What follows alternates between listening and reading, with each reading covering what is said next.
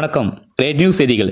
திருவண்ணாமலை ஸ்ரீ அருணாச்சல ஈஸ்வரர் திருக்கோவில் வளாகத்தில் ஸ்ரீ பூதநாராயண பெருமாளுக்கு வைகுண்ட ஏகாதசி முன்னிட்டு அதிகாலையில் சந்தன அபிஷேகம், பால் அபிஷேகம், தயிர் அபிஷேகம், பஞ்சாமிர்த அபிஷேகம் உள்ளிட்ட பல்வேறு அபிஷேகங்கள் செய்யப்பட்டது. இதனைத் தொடர்ந்து ஸ்ரீ பூதநாராயண பெருமாள் அலங்காரத்தில் தீபாராதனை காண்பிக்கப்பட்டு சொர்க்கவாசல் திறக்கப்பட்டன. இதில் திரளான பக்தர்கள் கலந்து கொண்டு சாமி தரிசனம் செய்தனர்.